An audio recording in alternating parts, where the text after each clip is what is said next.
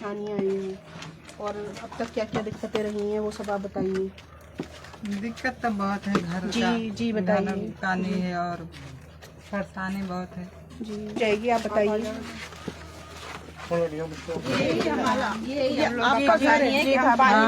घर है, हमारा समस्या हल नहीं होता है और समस्या कोई भी कहते तो होता नहीं। और बरसात होती है तो कहीं उधर भागते हैं, किसी के उस घर में भागते हैं, बच्चे लेके परेशान हो जाती हैं जी और हम लोग का कोई भी समस्या हल नहीं होता है। अब हम क्या बताएं, आप तो देख ही रहे हैं। बदलाव चाहते हैं हम कि हम लोग का बदलाव हो जाए। वोट देंगी किसको वोट करिएगा आप बताइए।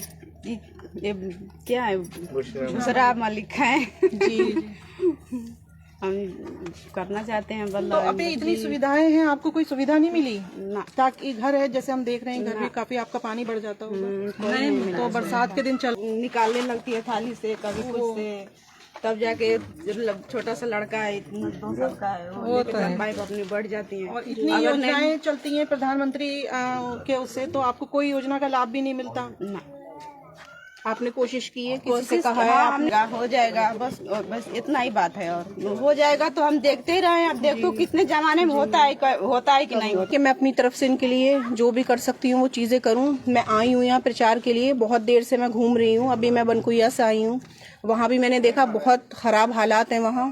वहाँ जाके मुझे ये लगा ही नहीं कि मैं उत्तराखंड में US नगर में किसी शहर किनारे पे हूँ। मुझे लगा कि मैं किसी बहुत 30-40 साल पिछड़े गांव में कहीं मैं आई हूँ जहाँ कुछ है ही नहीं। इवन वहाँ एक रोड, मतलब एक चलने के लिए ठीक रोड नहीं है, और रोड के नाम पे मतलब वहाँ एक होता है ना टूटी फूटी सड़क, वो भी नहीं है। वहाँ के लोग इतने ज़्यादा परेशान हैं कि मैं उनके पास बैठी हूँ पूरा दिन। मैं आज सुबह से वहीं थी, मैंने उनकी बातें सुनी तो मुझे एहसास हो रहा है कि वो लोग बहुत तकलीफ़ में हैं। वहाँ किसी भी गली में कोई लाइट नहीं है। बच्चे स्कूल जाते हैं सुबह को, उनके पेरेंट्स उनको छोड़ने जाते हैं, वहाँ बीच में जंगल पड़ता है।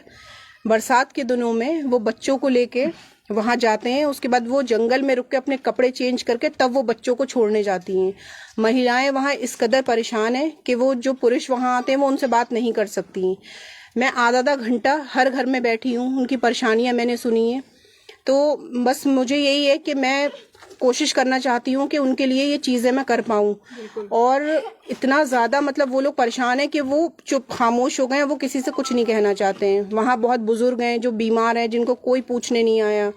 वो लोग बता रहे थे कि यहाँ लोग आते हैं और कह के जाते हैं कि हम आएंगे। वो अपनी शिकायतें बताते हैं कि हमें ये परेशानी है, लेकिन दोबारा लौट के वहाँ कोई नहीं जाता है। वहाँ किसी भी तरह का कोई विकास नहीं है, कुछ भी नहीं है। वहाँ वो बता रही थी कि वहाँ एक छोटा सा डॉक्टर भी, कोई एक क्लिनिक अगर हो तो अगर उनको फीवर, किसी बच्चे की तबीयत खराब है, किसी बुजुर्ग की तबीयत खराब है, तो उनको बहुत सफ़र करके डॉक्टर के पास तक पहुँचना पड़ता है।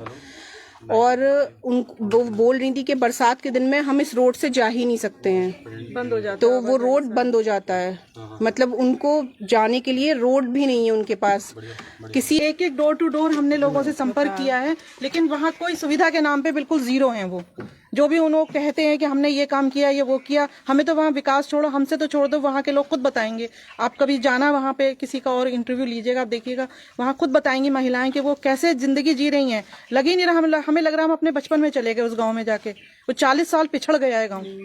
तो आप कुछ तो करें, जब इतने सालों से थे आप, तो आप कुछ करें, कुछ तो आपको विकास दिखना तो चाहिए। खाली विकास के नाम पे आप देखिए, इनका घर देखिए, आप पूरा दीजिए इसको। कैसे है मड़ैया है, हम उसी मड़ैया में अपने 5 बच्चे लेकर हमारा पति रहते हैं। बरसात में, आंधी में, तूफान में सब झेलते हैं हम। लौट के वापस आऊं मैं जीतने के बाद, जैसे आज मैं डोर टू डोर जाके महिला के पास बैठ के उनकी बातें सुन रही हूँ, उनकी परेशानियां सुन रही हूँ। मैं बस यही करूंगी कि मैं उनके पास फिर जाऊंगी, फिर बैठूंगी, उनकी बातें सुनूंगी, उनकी परेशानियां सुनूंगी, और जो सुविधाएं मुझसे मैं उनके लिए ला पाऊंगी वो मैं लाऊंगी।